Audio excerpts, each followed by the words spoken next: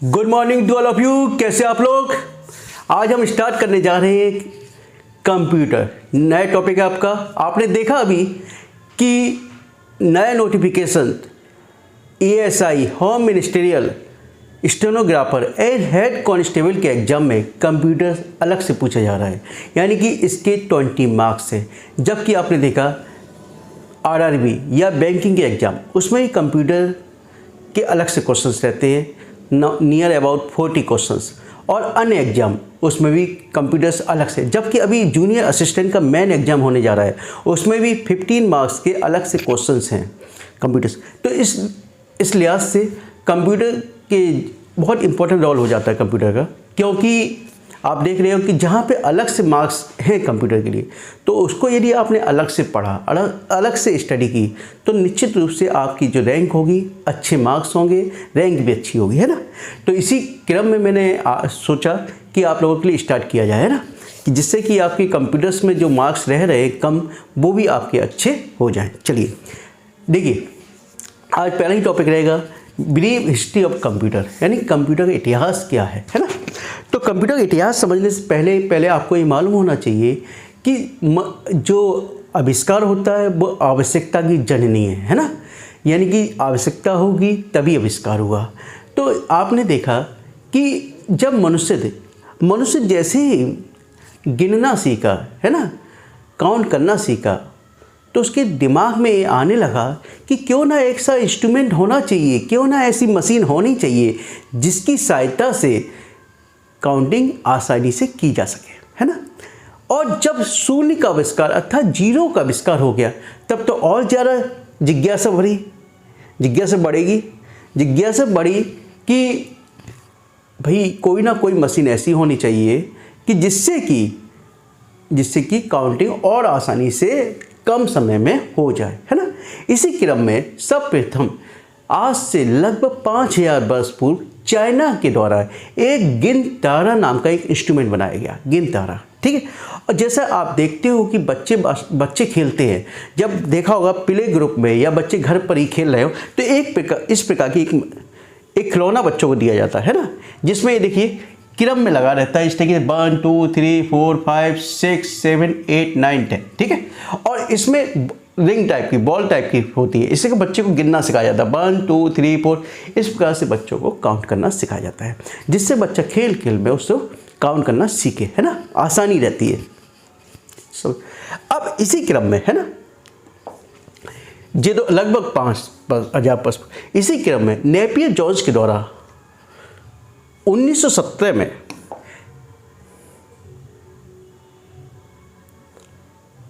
Napier Johns होगा, Mons की जगह 1617 में स्कॉटलैंड के गणितज्ञ थे, स्कॉटलैंड के, है ना, स्कॉटलैंड के गणितज्ञ थे। इन्होंने एक आयताकार पट्टी बनाई, है ना, जो कि हड्डियों की बनी हुई थी। किसकी? हड्डियों की बनी हुई थी। इससे क्या किया, आराम से प्रोडक्ट करने में आसानी, यानी दो संख्याओं को मल्टीप्लाई करने में आसानी हो। यानी नेपियर जॉन्स के द्वारा से 1670 ईस्वी में, जो कि स्कॉटलैंड के गणितज्ञ थे, उनके द्वारा आयताकार पट्टियों का निर्माण किया गया, ठीक है। इसी क्रम में अब ये तो आपने लगातार सुना ही होगा पास्कल कैलकुलेटर पास्कल नामक दार्शनिक के द्वारा 1642 ईस्वी में बनाया गया। क्या? 1642 में बनाया गया। इसमें राउंड करके इस तरह के चक्र टाइप के होते रहे, है ना। ये देखिए 1642 ईस्वी में पास्कल कैलकुलेटर पास्कल के द्वारा बनाया गया, ठीक है। हाँ, जैसा कि मैंने आपको बताया कि पढ़ाने में मेरा ये रहेगा, पहले कंसेप्ट रहेगा, उसके बाद उसकी MCQ रहेंगे, जितने भी क्वेश्चंस अभी तक एग्जाम में पूछे गए हैं। लेबनीज 1671 में यांत्रिक कैलकुलेटर का निर्माण किया गया। 1671 लेबनीज के द्वारा, जो यांत्रिक कैलकुलेटर था लेबनीज के द्वारा बनाया गया। लेबनीज, याद रखिए, जो यांत्रिक कैलकुलेटर है वो लेबनीज के द्वारा 1671 ईस्वी में बनाया गया, ठीक है। अब आया चार्ल्स बेबेज की बारी, है ना, जिनको फादर फादर ऑफ कंप्यूटर्स बोला जाता है ना। फादर ऑफ कंप्यूटर आपको मालूम है चार्ल्स बेबेज को बोला जाता है। क्यों बोला जाता है? क्योंकि यही वह फर्स्ट यानी पर्सन थे जिन्होंने कंप्यूटर के अंतर्गत जो मेन पार्ट होते हैं, इनपुट, आउटपुट, स्टोरेज और प्रोसेसिंग, है ना, इनपुट, आउटपुट, स्टोरेज और प्रोसेसिंग की कंसेप्ट को रखा।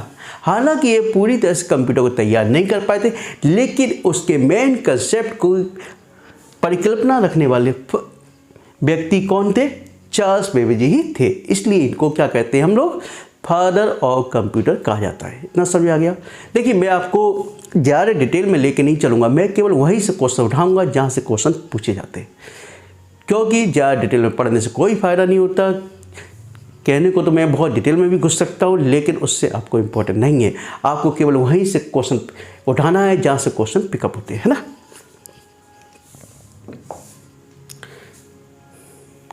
अब देखिए, ये हॉलेट की टेबुलेटिंग मशीन, ठीक है, ये आपकी टेबुलेटिंग मशीन है हॉलेट की। यानी टेबुलेटिंग मशीन किसको द्वारा डेवलप की गई? हॉलेट के द्वारा से डेवलप की गई, है ना। हॉवर्ड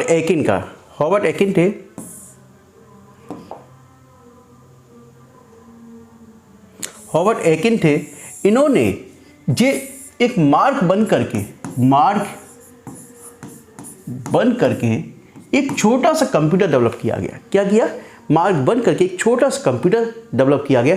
हालांकि ये एनालॉग कंप्यूटर पर काम कर रहे थे। किस पर काम कर रहे थे?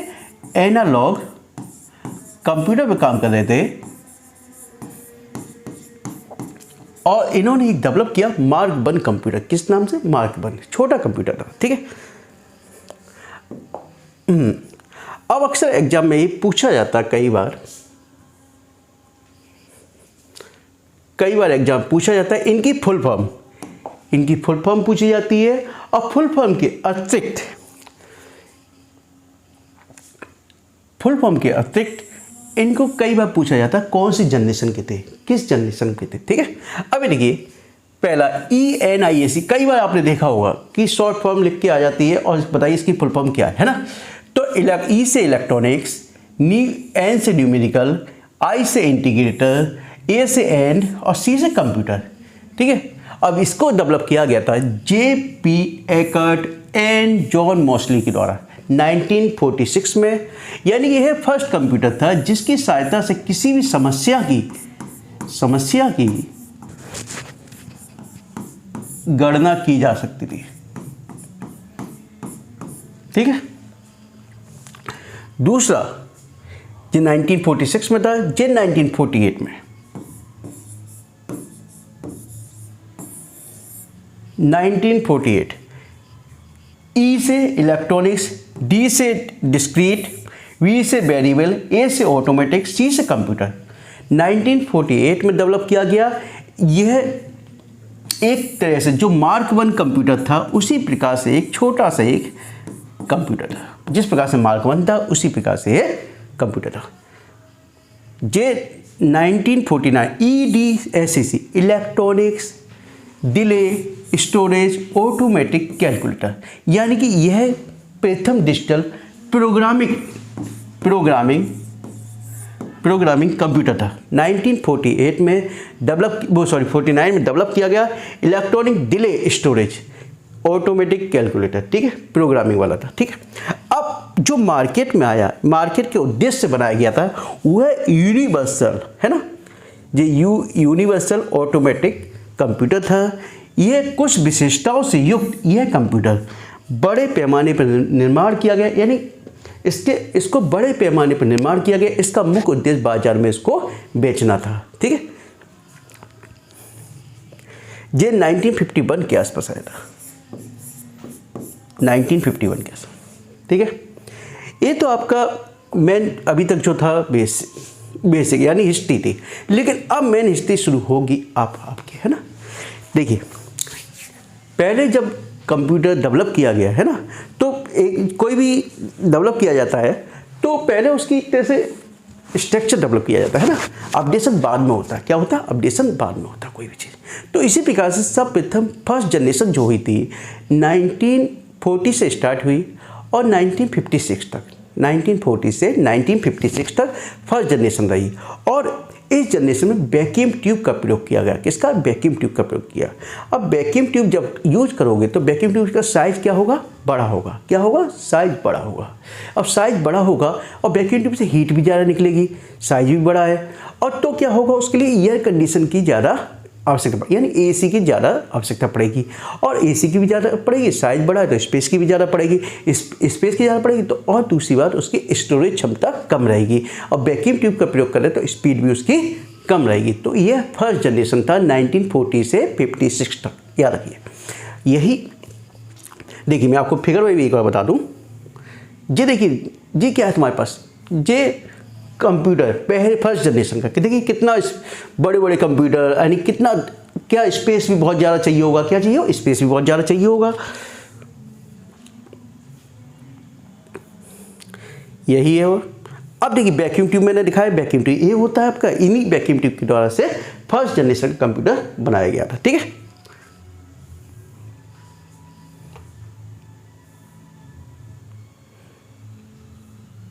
फर्स्ट जनरेशन के कंप्यूटर में यानी कि कोई भी ऑपरेटिंग सिस्टम का प्रयोग नहीं किया गया था। ऑपरेटिंग सिस्टम का प्रयोग ना होने के कारण तो हमको स्विच ऑफ और ऑन करना पड़ता था, क्योंकि बंद करने के लिए और चालू करने के लिए। क्योंकि जैसे कि अब देखते हो शट डाउन कर देते हैं हम, क्योंकि उसमें प्रोसीजर होता है, शट डाउन कर देते हैं। लेकिन उस समय क्या था? ऑपरेटिंग सिस्टम नहीं था, जिस कारण क्या था उसको शट डाउन नहीं कर पाते थे। और क्या करते थे हम लोग? स्विच ऑफ या ऑन करते थे। ठीक है,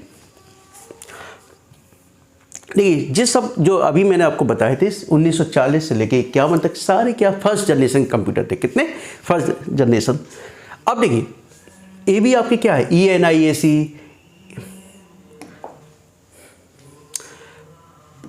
EDVAC, यूनिबैक, IBM 701, EDAC, IBM 650। अब आपको देखिए ये चारों तो मैंने आपको बता ही दिए थे, IBM 701 और IBM 650। जी आप याद कर लीजिए, ये फर्स्ट जनरेशन के कंप्यूटर थे। ठीक है, लेकिन आपसे एग्जाम में अधिकतर इन चारों का पूछा जाता है, 1 2 3 4। ठीक है, अब देखिए सेकंड जनरेशन। सेकंड जनरेशन की बात आई। सेकंड जनरेशन क्या है? 1956 से 63 है ना, 1956 से 63 के मध्य में सेकंड जनरेशन आया। सेकंड जनरेशन में क्या था? किसकी जगह? वैक्यूम ट्यूब के स्थान पर ट्रांजिस्टर का यूज़ किया गया। वैक्यूम ट्यूब के स्थान पर ट्रांजिस्टर का यूज़ करेंगे तो क्या होगा? स्पेस, पहली बात तो स्पेस की बात करेंगे। स्पेस, ट्रांजिस्टर आपने देखा है वैक्यूम ट्यूब के अपेक्षा कैसा होता है? छोटा होता है। जब छोटा होता है तो स्पेस भी कम घेरेगा। स्पेस कम घेरेगा फिर क्या होगा? लेकिन और इसकी एफिशिएंसी यानी कि उसकी रिलायबिलिटी भी अधिक होती है और स्पीड भी अधिक होती है ना। स्पीड भी अधिक होगी, रिलायबिलिटी भी अधिक है और स्पेस भी कम घेरता है। ठीक है, सेकंड जनरेशन में तो कुछ ना कुछ अपडेशन हुआ सेकंड जनरेशन में। और यह टाइम पीरियड क्या था? 1956 से 1963 तक। ठीक है, समझ में आ गया? देखिए सेकंड जनरेशन है ना, ये क्या है? यूनिबैक 1108। ये देखो, पहले ये देख लो आप, है ना। ये देखिए सेकंड जनरेशन का कंप्यूटर था। देखिए स्पेस कम हुआ, ट्रांजिस्टर का प्रयोग हुआ। ये देखिए ट्रांजिस्टर आपके, है ना, ये ट्रांजिस्टर है आपके। समझ में आया? अब ये देखिए यूनिबैक 1108 CDC 1604 है ना, जैसा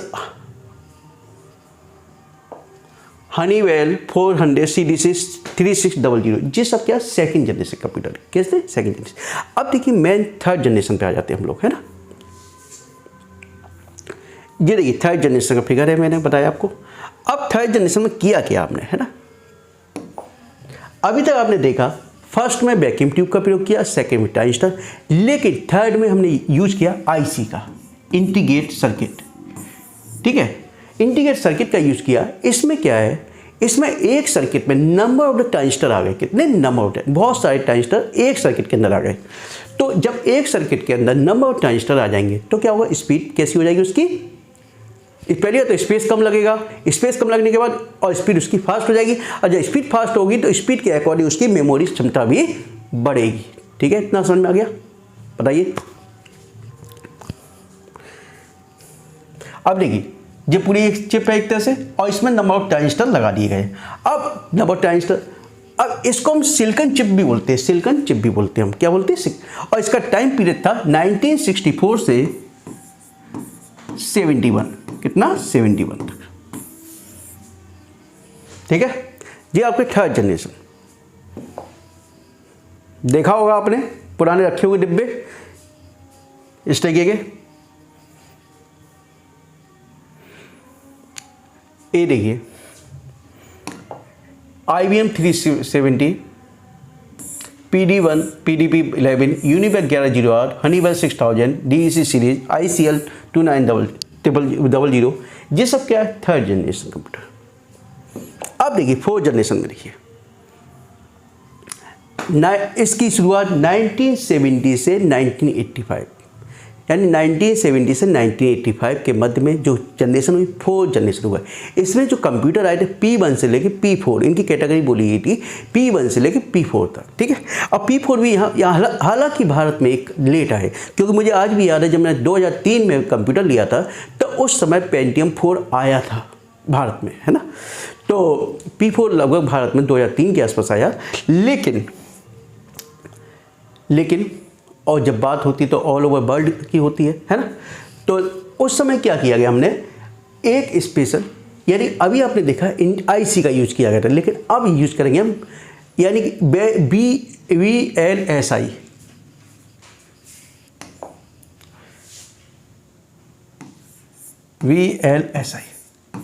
very large scale integrated circuit, ठीक है।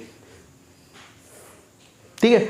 अब VLSI है क्या, इसको बोल सकते हैं कि माइक्रो प्रोसीजर, एक तरह से माइक्रो प्रोसीजर जहाँ पर नंबर ऑफ द चिप्स या नंबर ऑफ द ट्रांजिस्टर कई सारे एक साथ होते हैं, समझ में आया, ठीक है। यानी कि इसका जो टाइम पीरियड था 1970 से 1985, इसका टाइम पीरियड। और इसमें जब इसमें माइक्रो प्रोसेसर का यूज़ किया जाएगा, है ना, एक चिप के अंदर कई सारी चिप्स आ जाएंगी, या एक उसके VLSI के अंदर कई क्या हो जाए IC आ जाएंगे, तो क्या होगा, उसका साइज छोटा हो जाएगा, क्या हो जाएगा, साइज छोटा। और इसमें P1 से लेकर P4 तक की कैटेगरी थी। इस पीढ़ी में हाई लैंग्वेज C++ को बहुत सपोर्ट करते थे, है ना। इस पीढ़ी में PC का उपयोग काफ़ी बढ़ गया था। पर्सनल कंप्यूटर जो टर्म आया था, पर्सनल कंप्यूटर एक टर्म आया था, इसका उपयोग काफ़ी बढ़ गया था। इसको P1 से लेकर P4 तक उस समय आया था मार्केट में। ये IBM 5100, अल्टर 880 मार्केट, लेकिन मेन चीज़ P1 से P4 याद रखें, ठीक है।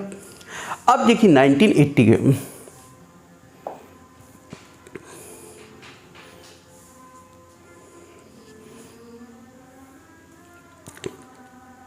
इसमें टाइम पीरियड मैंने कहाँ लिखा है,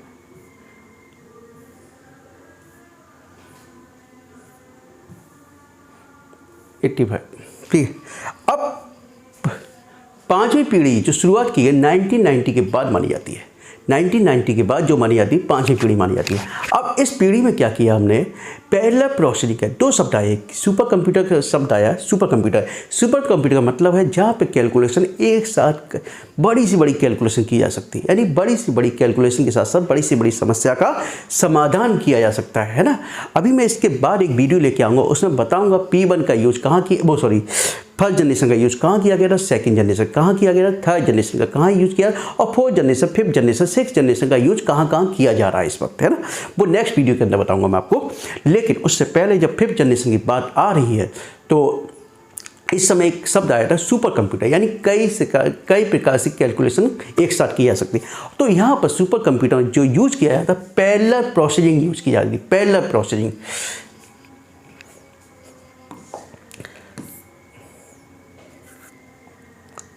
पैरेलल प्रोसेसिंग, पैरेलल प्रोसेसिंग, दूसरा सुपर कंडक्टर।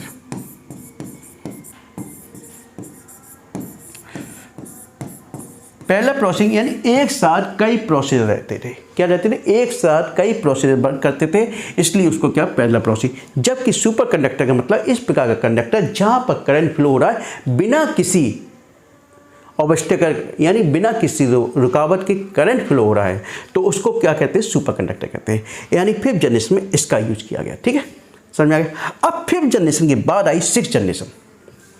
आई 5th जनरेशन।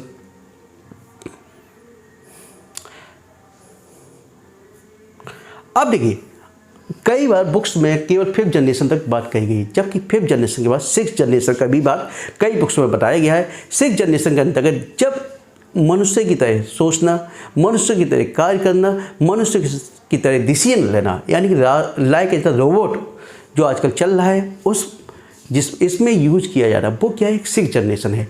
इसमें कई बार क्या होता है, 6th जनरेशन में एक मेन इंपॉर्टेंट कंसेप्ट है voice recognisation software. Voice recognisation software यानी कि जो अभी तक हम टाइप करके डेटा को देते थे उसकी ज़रूरत नहीं है, जबकि वॉइस रिकॉग्नाइज सॉफ्टवेयर अनिवार्य होता है। उसके थ्रू ही आप जैसे आपकी वॉइस को पहचानेंगे, आप क्या कह रहे हो उसके अकॉर्डिंग वो डिसीजन लेंगे और आपको आउटपुट देंगे। याद रखिए 6th जनरेशन के अंतर्गत।